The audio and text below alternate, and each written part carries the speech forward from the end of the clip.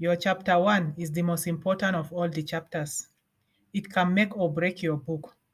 It is where you introduce your main characters, setting or scenery, the main problem, which will necessitate the inciting incident of the story, and plant the seeds of conflict, which the main characters will try to resolve as the story progresses. It also sets the tone of your story. A good chapter one should immediately grab your reader's attention and hold it until the end of your book. Hello, everyone. My name is Hadiza Bagudu. I am an author and a poet, and I am here to give you 5 steps to help you write a good chapter one for your novel. There are different ways to write chapter one depending on the genre and exactly what you are trying to achieve. But your main objectives should be to 1. Introduce your main character. This is when you introduce your main character or characters, that is the person or people which your story revolves around. This is the person or people that you want us to pay more attention to.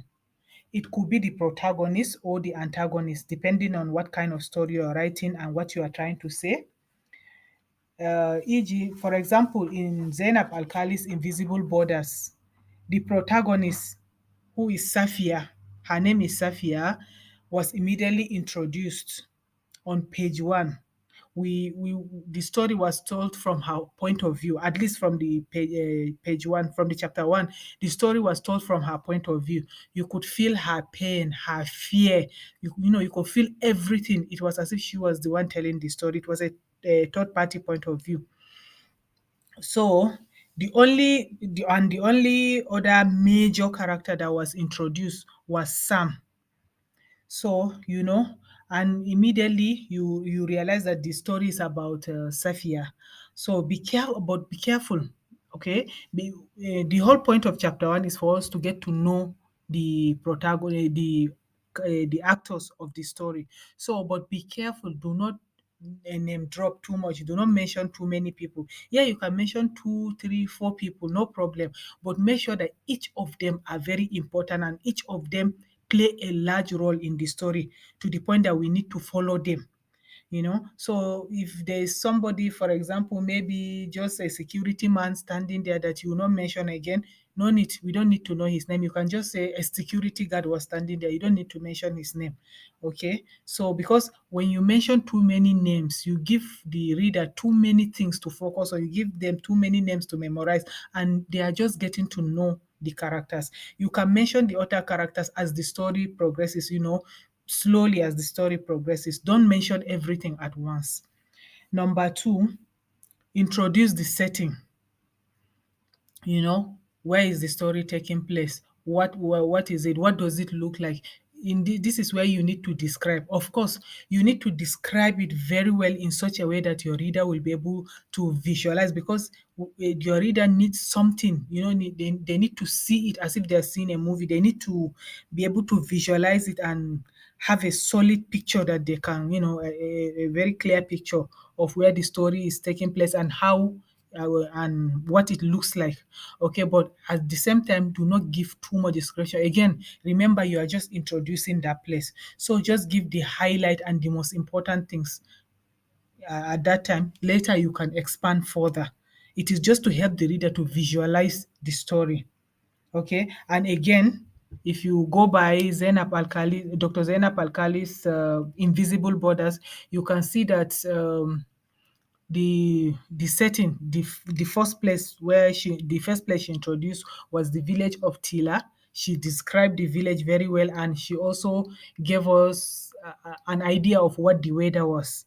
Okay, so this is good, but do not go overboard when trying to describe the setting.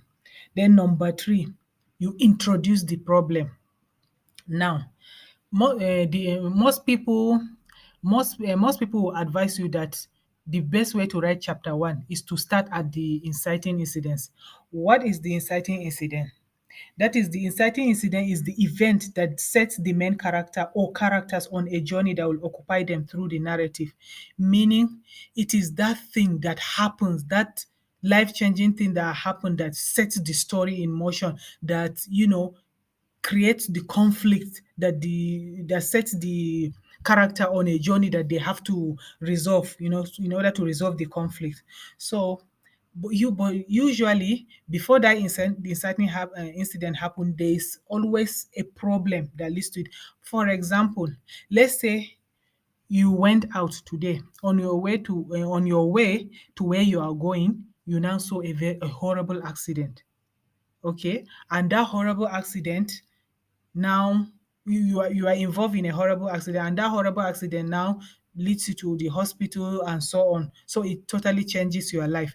That is the inciting incident. But something made you go out, right? What is that thing? You wanted to go and look for a job. You were broke. You didn't have a job. You wanted to go and search for a job. And on your way to search for that job, you now had that accident and it totally changed your life.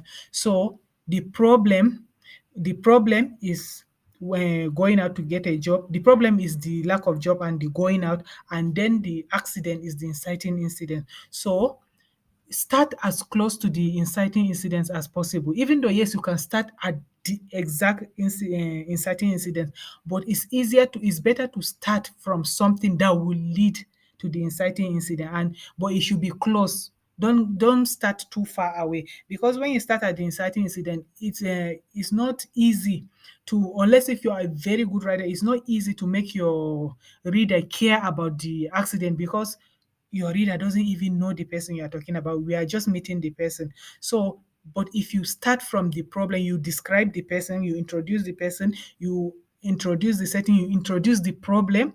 Now we care enough about the actor. So by the time when they now get into that accident, we are really invested and we want to know what happened next.